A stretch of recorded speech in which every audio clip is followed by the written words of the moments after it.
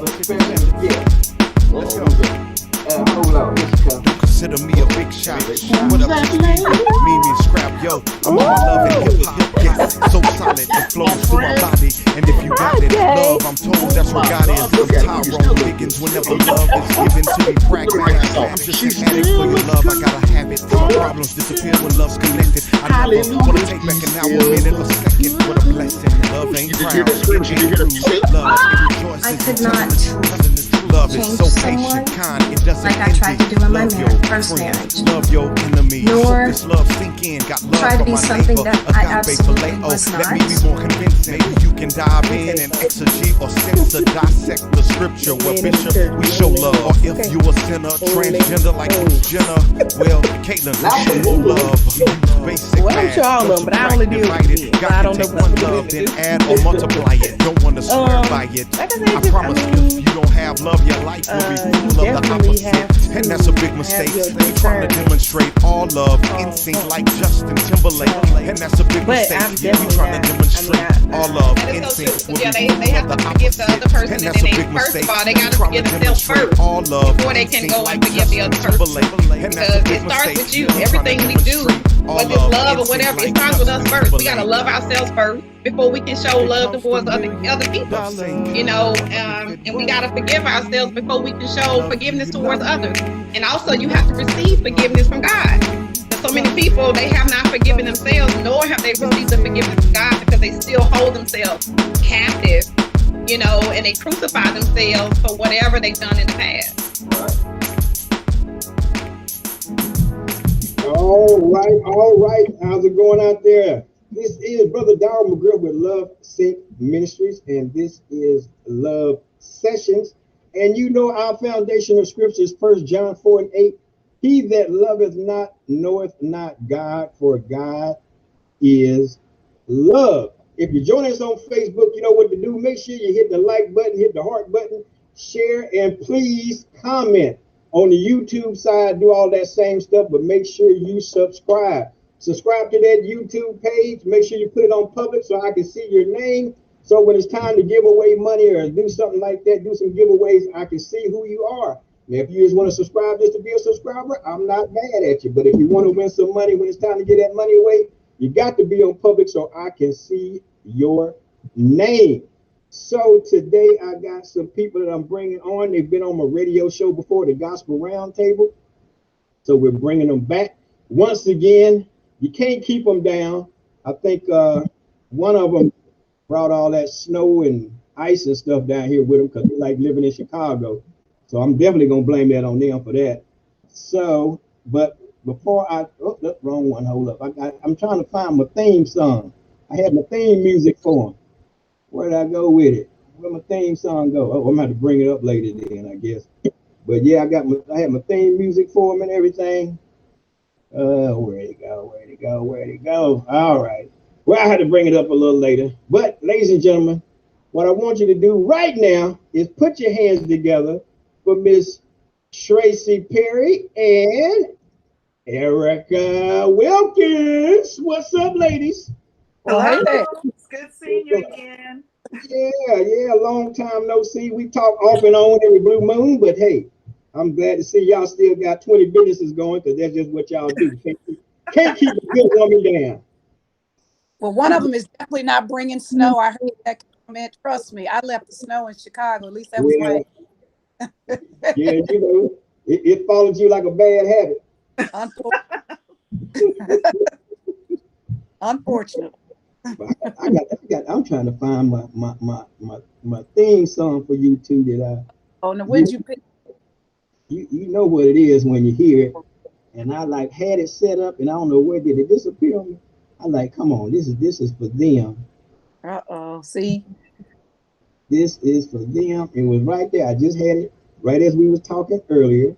I had it right there. I brought it up. Let me go up here. Oh, that's what I didn't do. I didn't go right there. Yes, I did. I did it right there. So make it old school. Oh, there you go, right there. I knew it was in there. Oh, you trying to no, there ain't no R&B or nothing like that.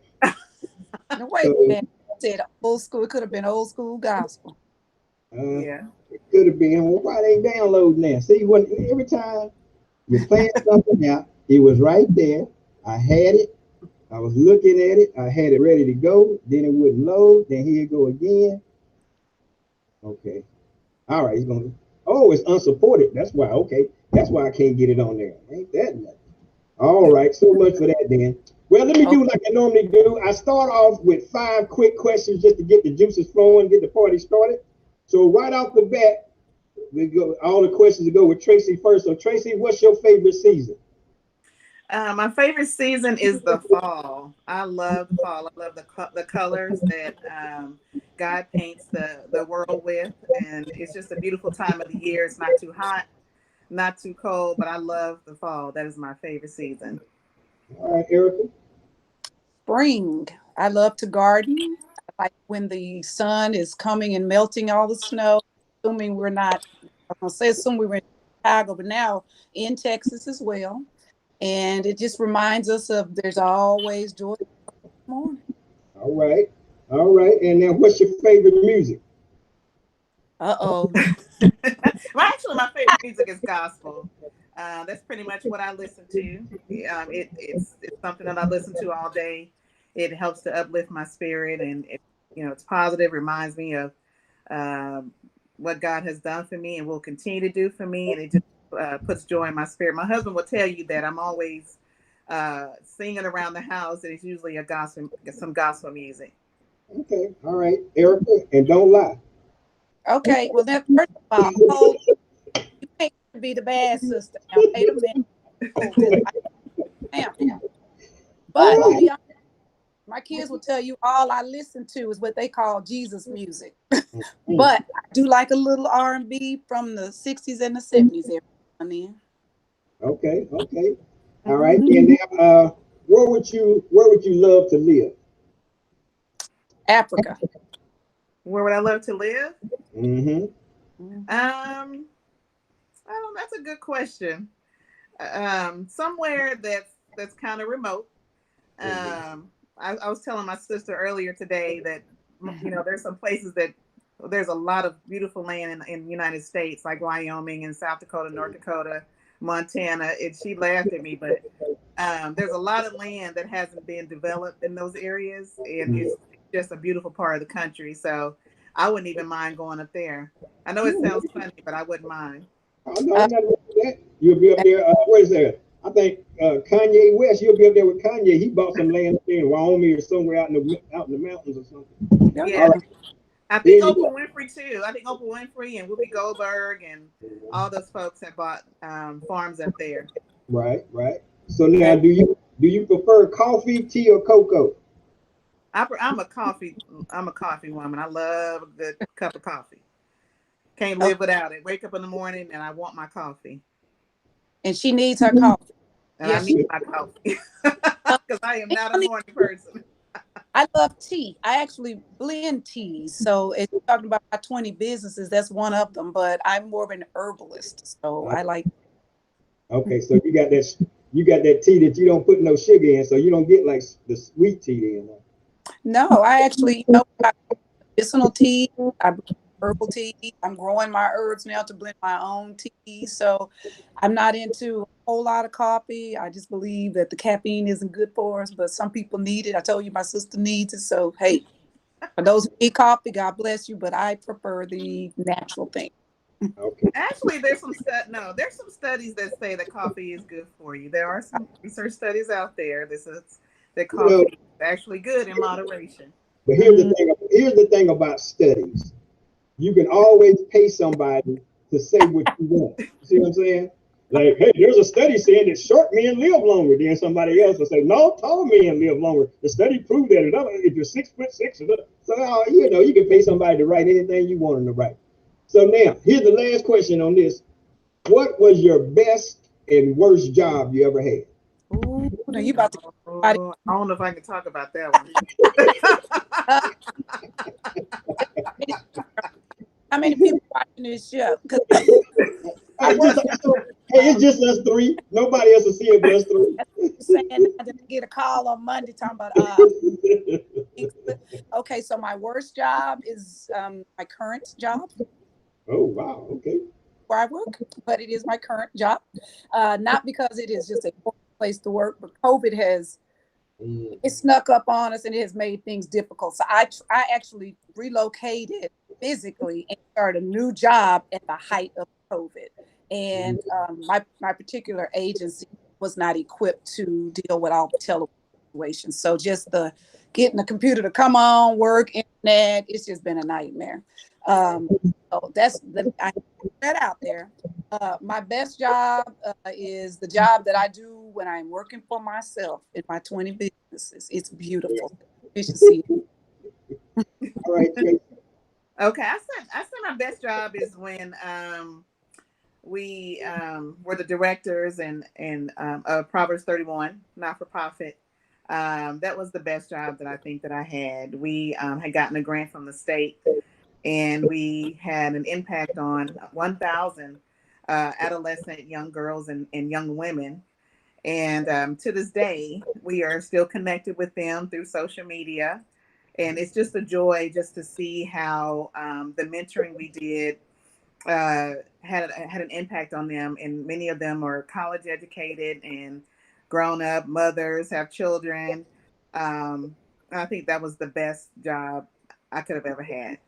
The worst, I think the worst job is just work. I have a long career working in the healthcare system, and I won't name the hospital in particular, but I worked in a hospital in inner city Chicago, and I think that was the worst job. And it was only because there was so much injustice in people getting care and getting quality care that they needed. So I think that was, for me, the worst job. So Daryl, can I throw something out there? The reason why, and I actually did a lot of that grant, and that was when I was for myself. That was what I was referring to. But it also brings me a great deal of sadness because out of that position, I actually fostered a young man and took him back to Chicago and made him part of my family. And then recently, we heard after 2+ years that the police officer that was allegedly responsible for killing him, hate crime, is now being charged. And it just brings up melancholy. It's very painful. And it just reminds me of what's going on right in society with all the racial tension and so forth. He actually was never reported missing, but was last seen with a Caucasian duty police officer in Tennessee. And the next time they found him, they drove in the police truck. And he did. He'd been weak and never missing. Left my children and a wife, and it makes me sad. Yeah, that's some crazy stuff there. That's a whole topic, a whole other issue. You'll be talking for days on that one. All right, we get ready to get into the real meat and potatoes of it. So first thing I like to ask my guests is, because we all know there's a difference. I say, okay, when were you saved? But then when did you really start taking the word serious? Go ahead, Tracy. Now, we grew up in the church. We grew up in Church of God in Christ. Our grandmother used to take us to church all week, all day, 5, 6, 7 days a week. We stayed at church. It might even be somebody listening in right now who knows us from our childhood and remembers those days. But that's when we were first introduced to Christ. I think that I accepted Christ at the age of 11, and that's when I was baptized. But I believe that my relationship truly started with Christ when I left home. I remember that I moved to Chicago. I'd never been away from home. And that was a time when my relationship with Christ really developed, because being away from home, I had to learn to be independent and just navigate being an adult and transitioning. And that was when I truly developed my relationship with Christ and learned to have faith and depend on him.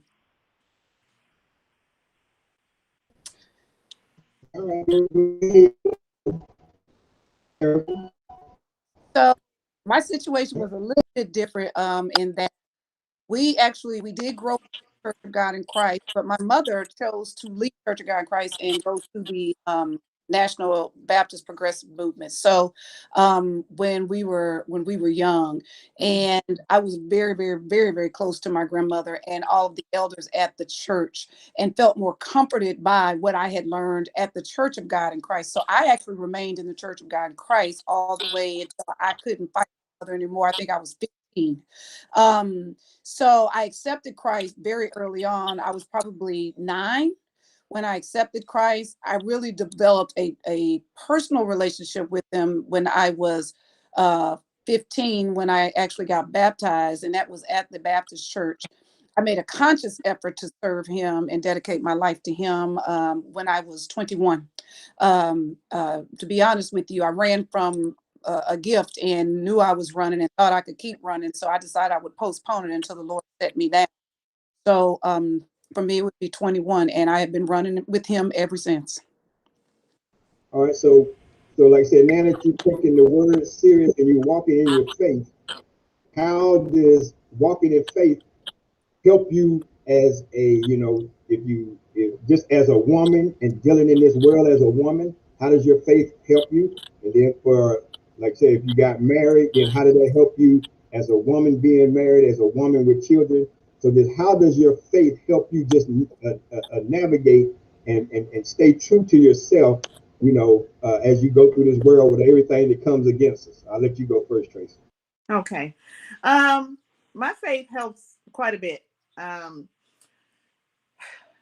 didn't get married until later on. You know, a lot of people get married in their 20s, and I didn't get married until the age 39, and then experienced some issues with fertility, and trusted that God would provide us the ability to parent and to be parents, and that's something we so desired and had tried for a couple of years, and it just wasn't happening. But I always had faith that God would answer our prayers. I remember that I had a dream, and God showed me in the dream my husband and I sitting on this porch, and we were sitting in a swing porch, porch swing, and we were rocking children, a boy and a girl. Well, shortly thereafter, probably about 2 weeks after that dream, we went to visit my aunt, and she said, there's 2 children that really need a home, and she said one is a girl and one is a boy, and they're in CPS, and if no one intervenes, they're going to be separated and adopted by 2 different families. At the time, they didn't have an adoptive family for the boy, and they had an adoptive family for the girl, as that's what my aunt had explained to me. So my husband and I ended up going to CPS and getting those 2 children. Those children happen to be in our family. They were relatives. And so we were able to take those children, bring them in our homes, and permanently raise them as parents, and to parent them. And so that dream did come true. It didn't come true probably like I expected it.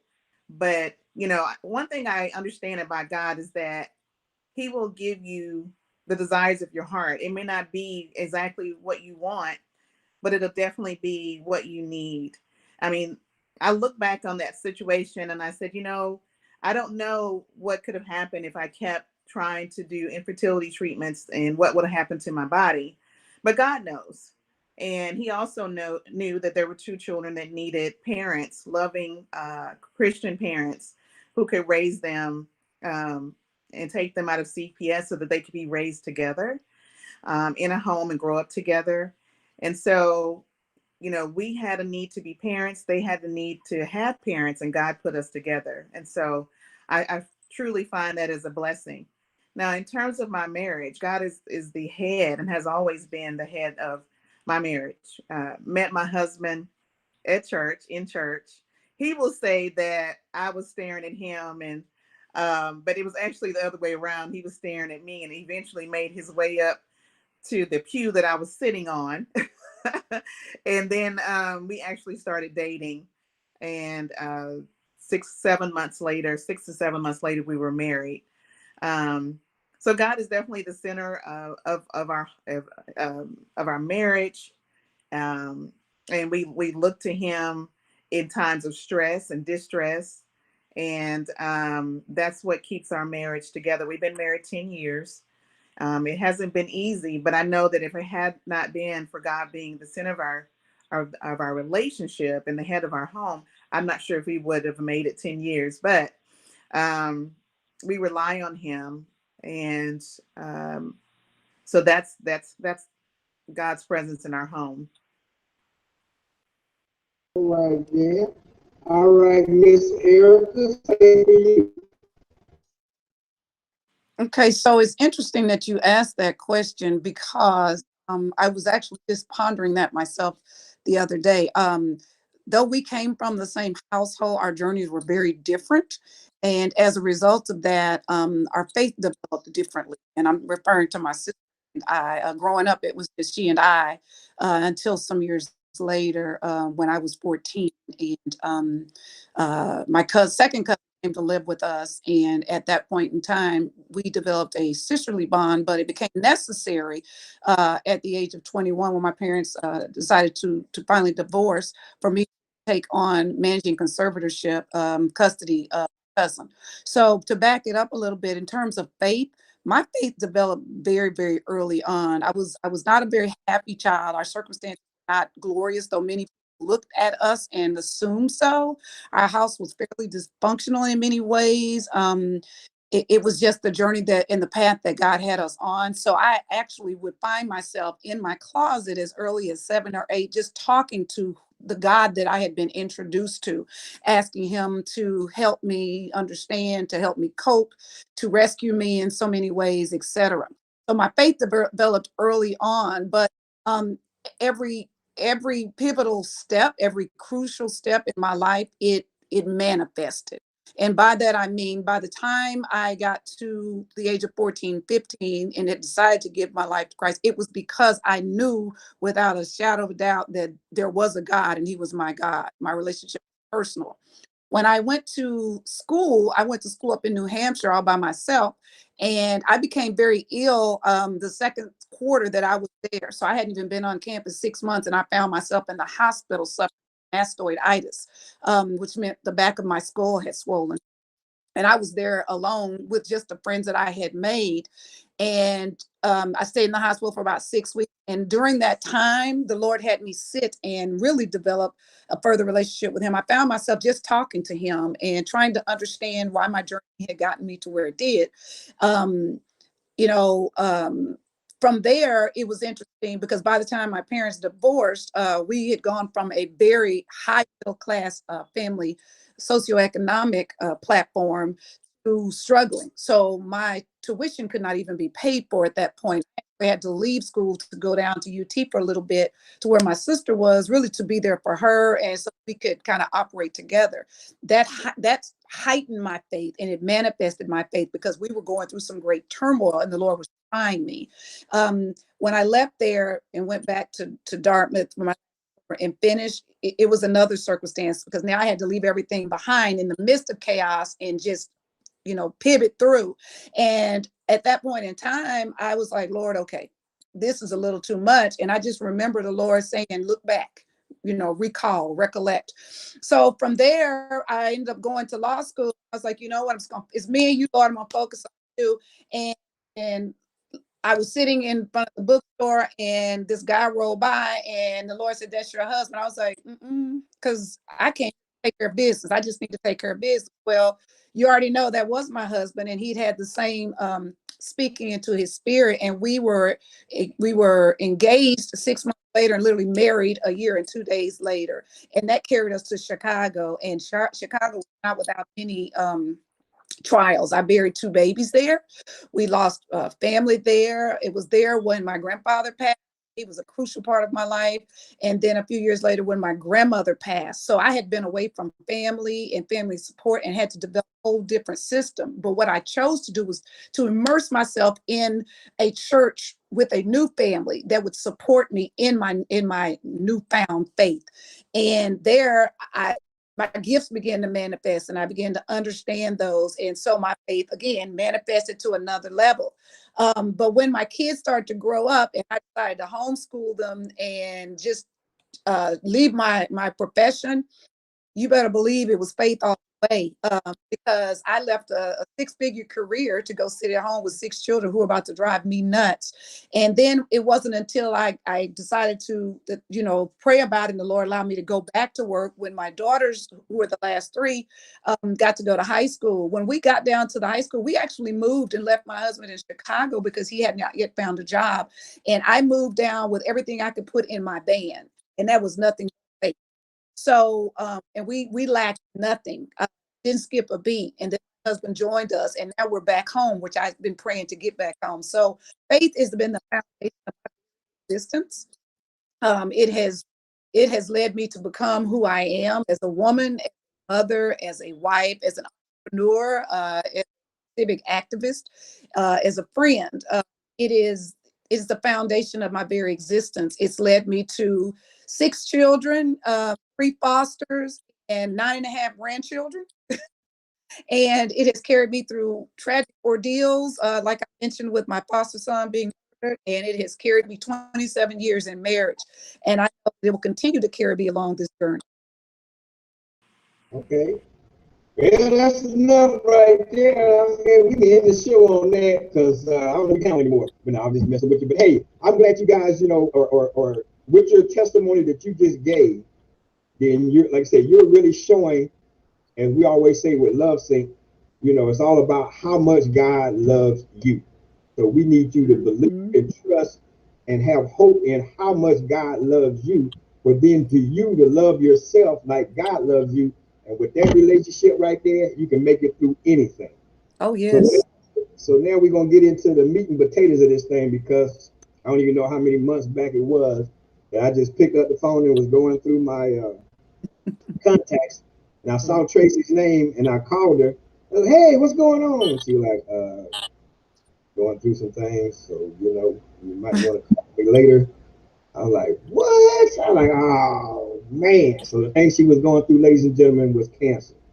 So that kind of broke my heart. Then I told my wife, and then she looking sad, and yeah, we gonna pray and stuff. So I don't even know how long ago that was. So just when I called you the other week, I was like, pick up the phone, please pick up the phone, please pick up the phone, please pick up the phone, please. Hello. Oh, yeah, Tracy, what's up? What's up? What's up? You still with me? You know what I'm saying? So that's the meat and potatoes of this thing. And so I guess you could kind of tell me your journey through that and how you was holding on through that, and then we can get into y'all 20 businesses y'all have. Oh my goodness. Okay. I tell you, it all started in December of 2019. And actually started in November. My current physician had called me on the phone, and she said, you didn't get a mammogram this year, and you haven't had your physical. I was like, I know I haven't had a physical, but I know I had my mammogram. She said, nope, nope, nope. You haven't had a mammogram. I'm looking at your chart. She said, you need a physical, and I want you to get a mammogram. I said, okay. So I had a physical, and that was okay. Everything was okay. And then I had to go get a mammogram. And my mammogram should have happened in June. And life happened. Erica hasn't talked about it before, but she and I have aging parents. And by that time, my mom had her third intracranial hemorrhagic stroke, which means a brain bleed. And so she and I had become the caregiver for my mother, but Erica was caregiving from a distance. She was living in Atlanta, Georgia at the time, and I was here caring for our mother, and Erica would fly in back and forth to go to the hospital and to the rehab centers and so forth. Well, all that caregiving, I just totally forgot to take care of myself. I forgot to get an annual exam like I usually do. I missed it. And I forgot to get a mammogram. And I thank God that I have a really good doctor who said, hey, I'm calling you because you missed your annual exam and you missed your mammogram. And this doctor has like thousands of patients. I don't know how she remembered me, but I think it was God. In fact, I know it was God. So when I went to get my mammogram, they said, well, we encourage you to get a mammogram, but we also encourage you to get a 3D mammogram. Now, here's the thing. Some insurance companies don't cover a 3D mammogram, but mine happens to cover it. So I said, well, yeah, let's go ahead and do it. It's covered. So they did the mammogram, and then they called me back like 2 weeks later, and they said, we see something suspicious. Something's not right. Let's just do it again. We just want to repeat it. It could be, you know, how we took the picture. It may not be anything. So I came back in, and they did another mammogram and another 3D mammogram. And on Christmas Eve of 2019, the radiologist herself personally called me on the phone. And she said, I know it's Christmas Eve, and I really do not want to ruin your holiday, but we found cancer. And immediately my heart sank. And I was like, what?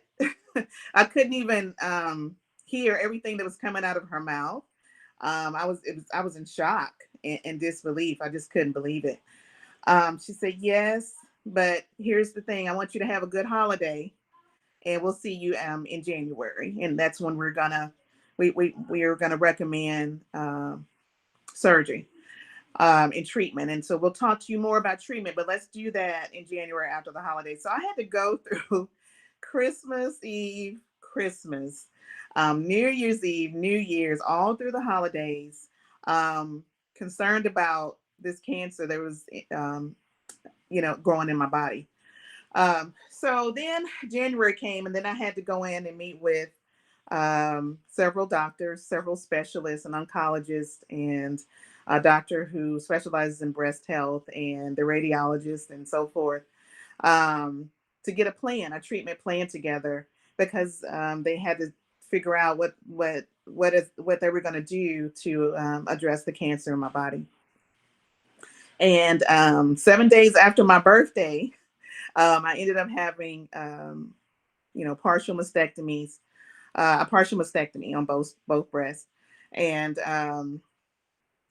ended up not having to get chemotherapy but radiation.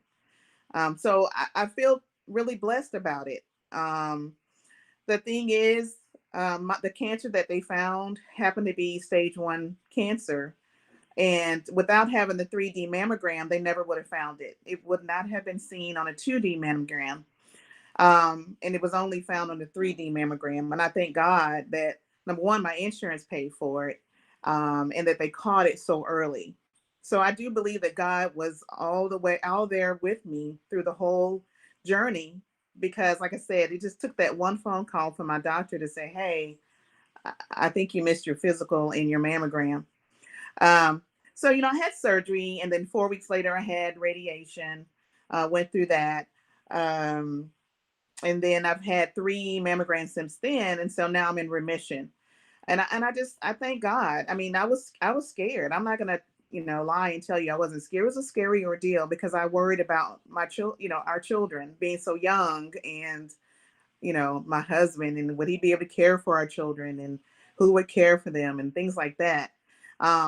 And then some of my family members started calling, who had cancer. The thing is, in most families, people just don't talk about physical health or mental health, and they just don't share it. But all out of the blue, I had several cousins and aunts call me and say, hey, I've already been through this, and I've had breast cancer. And so that's when I found it actually runs through my family, and did not have a clue or idea until I got cancer myself. But they were able to share their experiences with me, which empowered me, and they gave me a lot of support and encouragement. That helped. And then just my faith. I mean, I said, you know what, God, you got me to this point. It was you. It was because of you they found the cancer so early. It was because of you that I had a 3D mammogram. It was because of you that my doctor called me out on the phone, to say, hey, you've missed this. And here's the thing. If I would have had this is what the doctor said. If you would have had a mammogram in June, we wouldn't have found it. But because you missed it and you had it in, you know, in December, we found it. So just think, I mean, I would have had cancer and probably been in a stage 2, 3, 4 before they even found it again. So I do believe that God is all up in my whole journey. And I was able to stay strong. I never doubted that I would be okay. I said, God, I don't care how, you know, what stage this is in and what they say. I'm not going to believe the report of the doctor. I'm going to believe the report of you. I'm going to get this treatment. And I know that God is a healer. And I just in my spirit knew, I said, God, you will be with me every step of the way.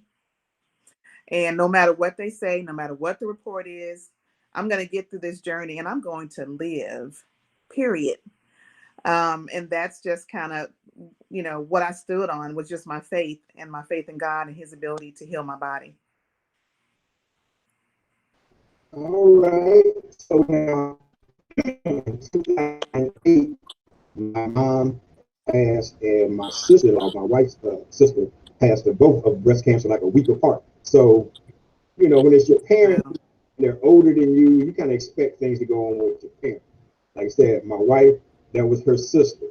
So, Erica, as a sister, and your sister tells you this, and you know, the first thing you think of, death, usually happens for the most part. So, now how did that affect you, and then how did you deal with it? So you got to remember now, I'm still flying back every week because my mom is still bleeding on the brain. I was literally right there when they rushed in and said, "Okay, we've got to take a piece of her brain out." So it was like, okay, I was processing that, and then here comes my sister with this news, and then at the same time, what she's not telling you is I also had custody of an aunt who had taken just as ill that I was having so I was taking care of all of them. And then we had a cousin that was with stomach cancer who actually died just a couple of weeks following Tracy's surgery. So mentally, I was exhausted. And shock is not even a strong enough word for what I was feeling. But like you said, it's different with a parent or an elderly aunt or even a distant cousin. Is when it's your sister. And I, you know, we've always had this relationship where I take care of my siblings. So I felt weak and I just, you know, I said, Lord, you're going to have to get me through this. But what she failed to share with you was after she had her surgery, not even 24 hours later, she caught an infection and I was sitting right there. So where I was starting to come down and somewhat calm down because she got through the surgery, I watched them wheel her back out of there into the emergency room again. I thought, Lord, you're going to really have to help me with this one. So it has been trying, and you add all that with everything else from 2020, and then as of the last few weeks, I've been experiencing some breast issues. So now I'm on the way in a few weeks to have a diagnostic mammogram, and I won't say that I'm scared to death, but you know, I am. It's sort of like, Lord, not now. I have work to do type of situation. But he's reminding me that I was able to navigate through all of that. And so this is just part of the storm. You go through them and you wade your way through and you solicit the prayers of the saints. You just keep going.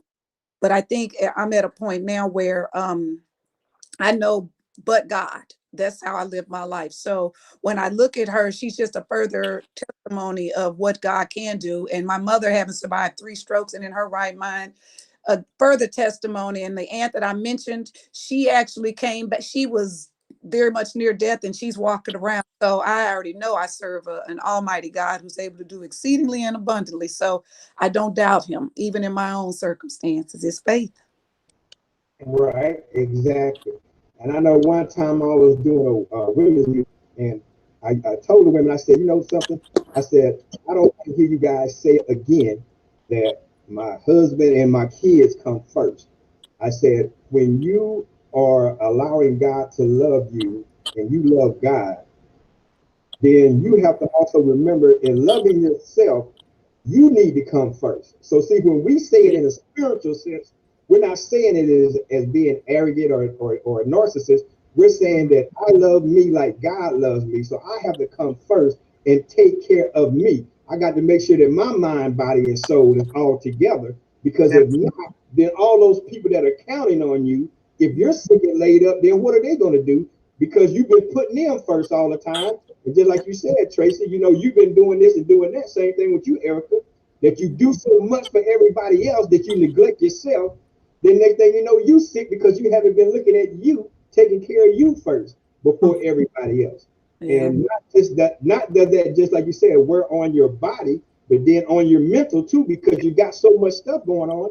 And being mentally incapable is just as bad as being physically incapable. So, Yes.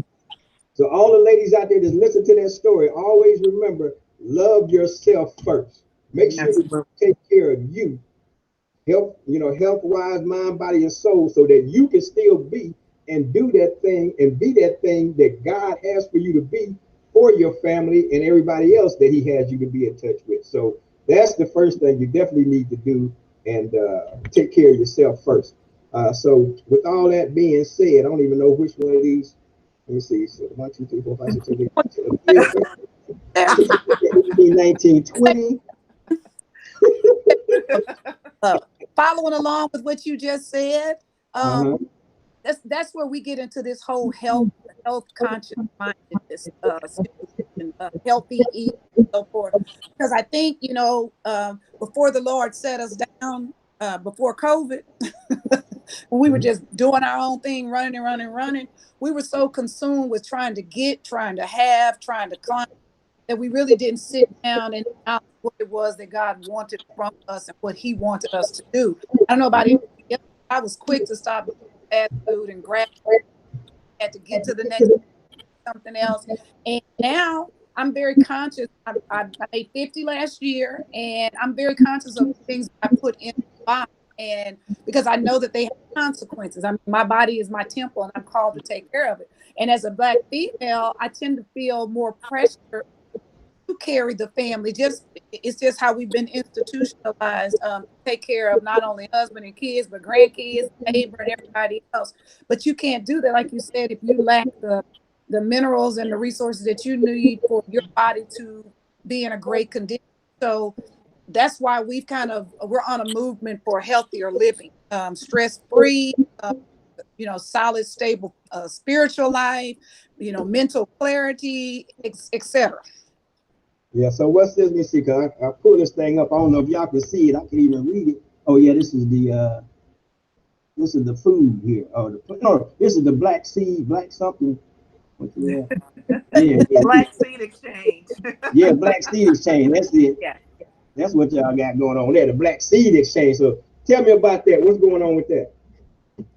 Well, okay, so we are into gardening. We are from a family of farmers from East Texas. And of course, we were sort of pushed out into the world to go get these high degrees and go into courtrooms and hospitals, etc. But we are always pulled back to our, which is on that farmland up in East Texas. So we had started gardening because Tracy had a dream a few years ago. I'll let her tell you about that. And the Lord was showing me some things. And we knew 2 years ago, I was sitting at work. In fact, my friend called me, a coworker, and said, you were right. But the Lord had showed us we were headed for very terrible times. This is before there was even COVID. Okay. And so with that, we decided that it was prudent for us to return back to our roots, to return back to the things that we knew, become resourceful, become self-sufficient, our own food. And so with that, over the last year, we've recognized how important it is to really be self-sufficient, and especially in terms of your food source, because we strongly believe that what we're putting in our bodies is actually killing us. So we decided to plunge into this gardening, and it's a wonder both of our HOAs have not thrown us up out of here, because we were growing some hectified food, if you know what I mean. And then with that, I noticed particularly that there was starting to be a shortage, because in terms of obtaining seeds, simply because of COVID. People weren't there to work in the factories and sort them, et cetera. And then a lot of the produce they had been growing had been devastated by the hurricanes and the storms, et cetera. So I began to broker seeds, and my sister thought I was nuts. But I was like, when I tell you I have seeds, I probably have millions of seeds in my house, and I'm not kidding you.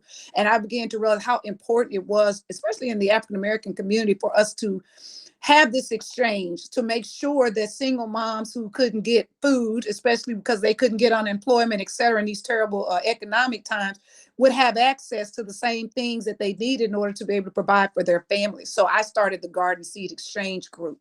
And that's how we got invited. And of course, I drug her into it as always, but it is thriving, and we're part of a number of gardening groups. And the beautiful thing is we're sending seeds all over the world. And between us, I know the post office is like, what is this? But I literally am mailing seeds and cuttings and roots to make sure that somebody somewhere else has what they need to survive. Okay. So yeah, Right. we got about 15 minutes. So let's really dig into, like I said, getting the seeds, and until that dog gonna make a hot dog out of me, keep on barking. No, I'm just kidding. But I'm just kidding. I don't want Peter calling me sorry, now. I But apologize. no, it's all good. So yeah, so let's get into, since we got 15 minutes left, let's get in really to the impact of getting these seeds, growing this food, or growing your own food, and how that's going to help your body and help you fight off different things. Well, we already know that what we put into us manifests in some sort of way. If you put junk in, you get junk out. So with Tracy having had that breast cancer, she modified her diet to a vegan diet for a little while, and then in pescatarian diet for some time following that. And her doctor began to notice changes. She began to feel better.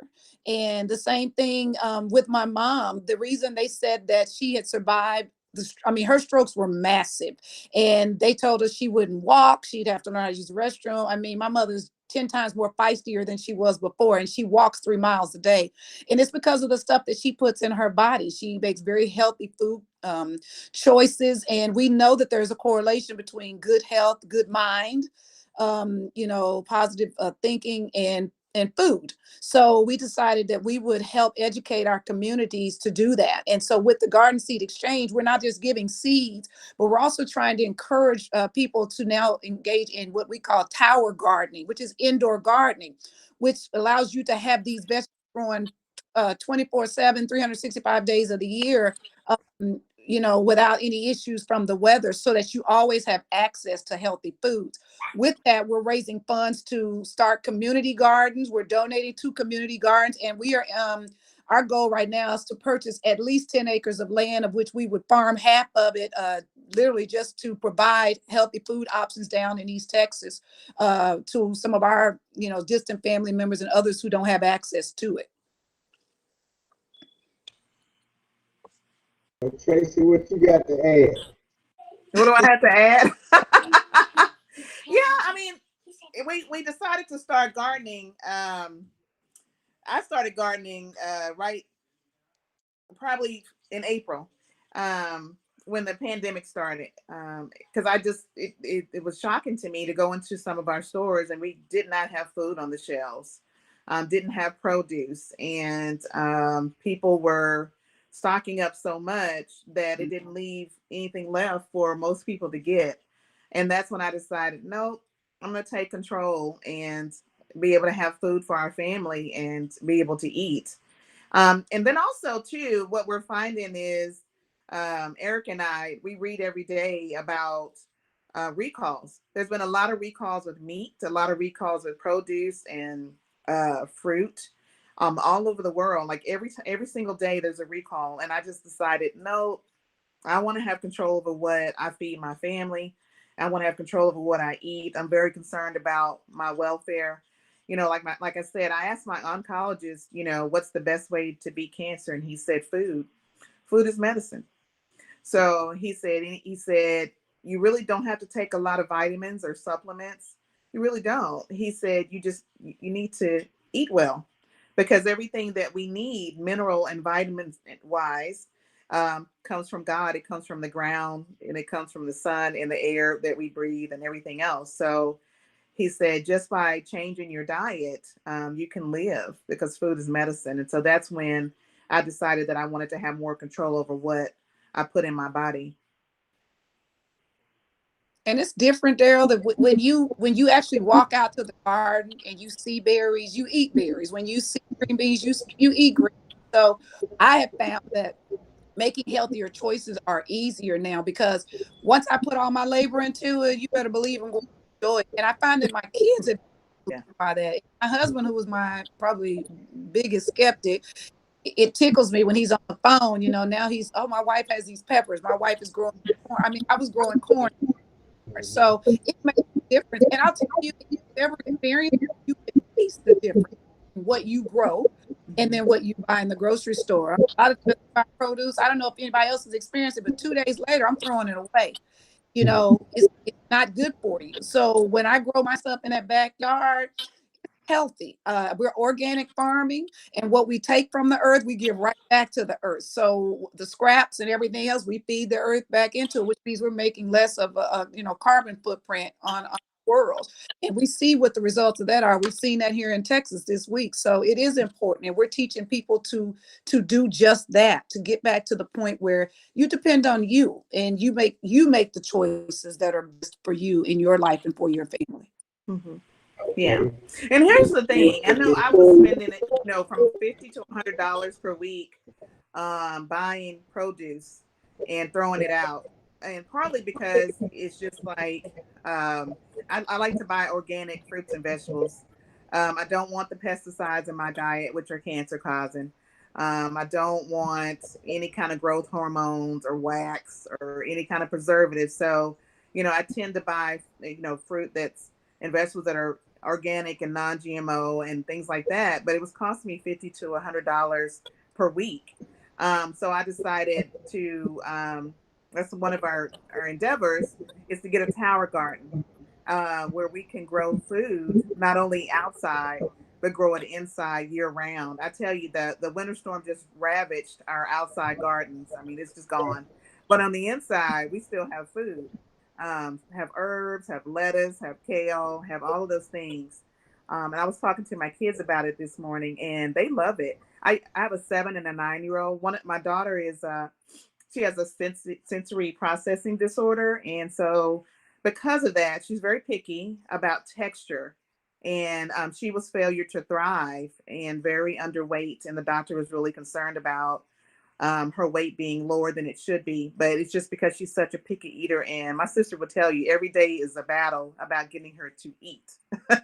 But since started growing the food in the backyard, I mean, she's become like a vegetarian. I mean, she loves vegetables. She will eat them.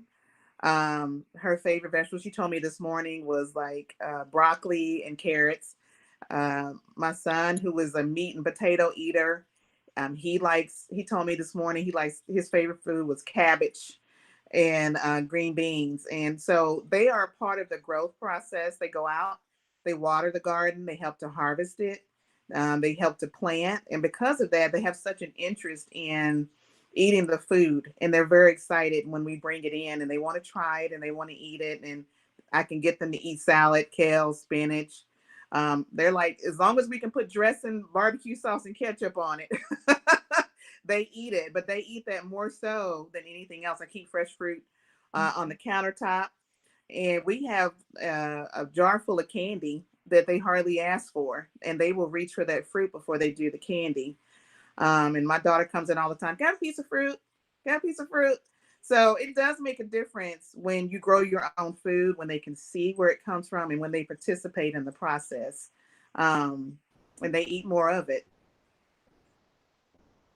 Okay, well, here's what I want you to do before we get out of here. So, Tracy, I want you to take us, kind of just give us a feeling of, like I said, once you start eating the natural food, and how you started feeling better, or how did it make you feel eating, or now the natural, organic, whatever you want to call it. So once you start eating the vegetables and the fruit, how did that truly make you feel? Then after that, Erica, go ahead and explain how we can get seeds and how we can start setting up our own, whether it's outdoor or indoor gardens. Okay. Actually, it made me feel so much better. And guys, especially with getting radiation. After radiation, I developed lymphedema, which is when your lymph nodes kind of get swollen in my arm, because when you have breast cancer surgery, they remove your lymph nodes. So I developed a lymphedema, and edema is like inflammation, right? So by eating a healthy diet and a more vegetable-based diet, fruit-based diet, it keeps the swelling down, and I don't have as many flare-ups as I would have had eating all the different processed foods and stuff that it has a lot of pesticides and all of that in it. I have a lot more energy. I sleep well at night. Overall, I just feel like I feel really good. I take this. It's called a juice powder, which is a part of the Tower Garden company. It's called Juice Plus, and it is a powder that they have put in the form of capsules or gummy bears. Now, the Juice Plus is from organic farmers who have taken just pure food and made powder into it, and they put it in capsules, and they put it in gummy bears. So I take that every single day. I take it. My husband takes it. The kids take it. They ask for it. They want it.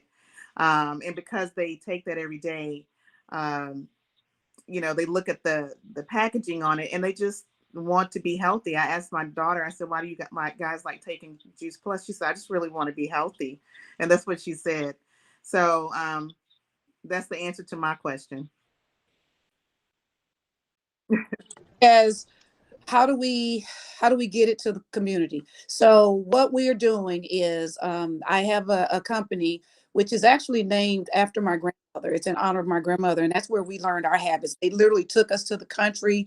We picked everything, we brought it back, and we shucked everything. And anybody who's from the country or has family, you know exactly what I'm talking about. You couldn't go play until you shucked the peas, and the freezer was always filled with healthy food. So we're sort of going back to that cultural tradition in that we have seeds, we're supplying seeds, we're growing things ourselves, and then we're making healthier food products from them. So our current business, one of them is called Arties Home, ARTIE Home, and my website is just that, www.artieshome.com, and there you can, amongst other things, you can buy the seeds. All of the seeds that I sell are non-GMO. Many of them are heirloom, organic, and or AAS winners. So you can get those there, and I can get seeds and sell seeds from all over the place. I am able to find many seeds that you cannot get from most others.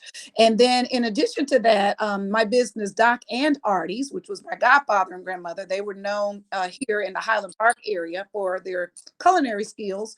It actually takes those things that we grow, we dehydrate them, and then we powder them or we crush them. We actually mix herbal blends, and our herbal blends are saying non-GMO. They're all natural, very, very low sodium, if sodium at all. And then in addition to that, we opt out of using radiated herbs and things like that. So these are those all natural blends that you would normally just cook your food with. I've got more than 60 of them.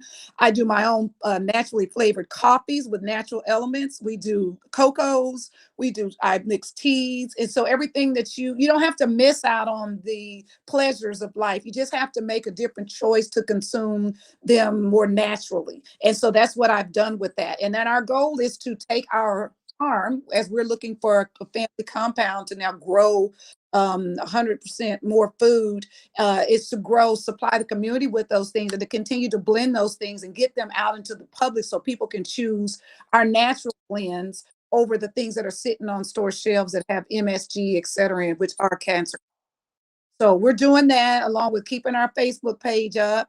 And then we're also encouraging women, and other Facebook pages called Black Fight Back, to help them come back on their feet after like breast cancer and things like that. Mm-hmm. Yeah, we have our tower gardens too. Again, like I said, the winter has been really harsh, but inside we're growing food on the inside, and so it's really simple to do it. And we encourage people to, get a tower garden, grow your own food. You really can do it. And it can be table to table, farm to table, whatever. Tower garden to table, where you can just cut off, fresh herbs and things to cook with, which I do every single day. So we encourage that as well. Yeah, because it definitely cut down on them whole food and sprouts prices. Because that organic stuff costs money. You know what I'm saying? It ain't no cheap. It ain't cheap to eat healthy. It does. And what's so sad about it is people don't understand that what you're buying is labeled as organic in the store is not necessarily organic, because if you farm that's organic, there are farmers on both a lot of you that use pesticides, it's leaking. So it's not truly organic. You can only control organic when you do it yourself because you know what you're putting into, especially when you do raised container. So why pay those, exorbitant prices when you don't have to, and you're not even guaranteed that you're making any healthier of an option? You're really just buying into the hype. So we to do it yourself. The joy in doing things yourself and watching them grow, and then get your families involved. And I found that just having this big garden in the back, I had people ring my doorbell and they say, you know what? I can smell whatever you grow. I open up that door, they're just and I can hand off food, hand off seeds, and then now I'm actually, encouraging the community. So it's got a greater meaning that far surpasses anything else, but there's nothing like becoming self-sufficient, Yeah, absolutely.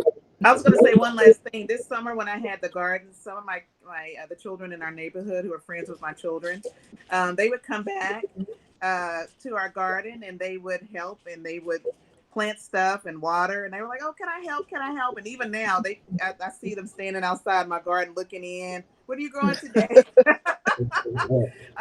So yeah, we've gotten the kids on our street involved, and they just love it. Yeah, that's good. That's good. And like I said, people don't realize that with so much going on, it is back to actually using your hands, like you said, grow the food, and then actually be able to get it right then and taste it, where you don't have to go down to Walmart or Sprouts or Whole Foods. You just go out in the backyard, pick it and bite it, and you're good to go. So yeah, and I'm gonna tell you straight up, maybe about a year ago, as I was looking at my backyard and I took down that shed that one of them high winds had just twisted all up. And once I moved that shed and all that empty space right there, I was like, you know something? I should go back like my mom and dad and grow the vegetables right there. They'll be right there. But guess what? I'm just so doggone lazy. That's my problem. Okay, Summer, we're over there, so you just get ready to put on your work. Yeah, we'll help you get started. We'll help you get started. Okay. Yeah. Now, y'all kept talking about East Texas. What city we talking about? Moore Station. LaRue. Well, Moore Station. Near Athens, Texas. Okay, no it's a wonder little bit of town. If you blink, you won't find it. Near Athens. Yeah, because see, I'm from Tyler. Okay, so y'all back in the woods. We in the woods. That's right. Yeah. Okay, straight. In fact, we have cousins that are living off the grid. In fact, our family land is up on a hill, and they just pulled power to it a couple of years ago. There is the water use coming from our well. That's how serious this is. Yeah. Our cousin dug a well this summer. Water from the earth. So yeah. Y'all like to say on one of them old shows, y'all a country and proud of it. I tell you what though, when you talk about mental health though, that gardening probably saved us emotionally and mentally when it came to the pandemic. We went down there every weekend and it was a great escape. And so it helped us to cope emotionally, mentally, spiritually. It was just great. Okay, yeah. Well, and something, when you think about it, if this is, like I said, the word says, everything you need, God has given you here on this earth. So when you think about going out there, planting your own food, doing everything that originally started, that's how they ate. They originally did that. So when you go out there and you're doing that, all you're doing is kind of spiritually, interacting with what God started with in the first place. You know what I'm saying? So as you do that, when you do stuff like that, a lot of times it's not labor or hard work, but you have fun. Like I said, you make that spiritual connection with what you're doing, and that's what makes it fun. That's what makes you enjoy it. That's what makes it, when it comes out the ground, it tastes better because you did it. So it's all that one connection. People will start learning that one day, and they'll get that connection. They'll get that. Yeah. They'll get it. Our kids, they didn't even think about the technology. I mean, for the whole weekend, we'd be down there and because you don't really get a good signal. So, I mean, they would just be playing in the dirt, or they would be swinging or planting stuff, helping to plant stuff. But I mean, it gave them a good break from the technology as well. And it made them more appreciative. Like, we don't even have a down there. There's no toilet down there. it really makes them to become, aware of how blessed they are. Yeah. That's Uh, right. really So, them. you And know, like time I entered that land, I'd be out in the middle of that field and I could hear my grandfather speak. Girl, that's not right. So funny because I would be like, and I can hear him laughing and I thought down here and speak. But like you said, we had gone through her breast cancer, stroke, and just deaths in the family. And if it were not for our fresh air that we were breathing up there on that hill and these Texas and all those cows everywhere, God knows what we would have been. So it connected us. It connected us. It brought our families together and it centered us more spiritually. Mm-hmm. right. Well, I certainly appreciate you guys jumping on with me, and we'll have to talk about your other 18 businesses the next time. So, y'all let me know if y'all can hear this right here. Look, I received that. All right. Thank you for having us on. We appreciate it. Hey, Yeah. no problem. You guys take care, have fun, stay safe. You Keep too. growing those veggies and stuff. Hey, I'm so lazy. I might just come over there with a basket and $30 and let y'all hook me up. You know what? We don't charge y'all, but we are gonna put you to work. Oh man, see there you go, Plum. I put me to work. All right, you guys take care. Okay. Stay safe, and I will holler at you guys later on the other side. All right. Bless. Okay. All right. All Take right, care. ladies and gentlemen, that is Miss Tracy A. Perry and her sister, Miss Erica Wilkins. So y'all make sure that y'all check them out on the artieshome.com and Doc Arties, all that good stuff. Get those seeds, plant your own garden, whether it's outside, inside. I'm telling you now, there's nothing juicier than you picking your own tomato and biting into it. Going out there getting your own bell peppers, whatever it is that you decide to grow, make sure that you get that done. So this has been Brother John McGriff with Love Sync Ministries Love Sessions. Remember to hit that everything on the Facebook, like, hit the hearts, comment, and also share. And on the YouTube, make sure you subscribe, leave it on public so I can see you. So when we get that money away, I will be able to find you. Okay, you know how I always say, make sure that you walk in love constantly and consistently.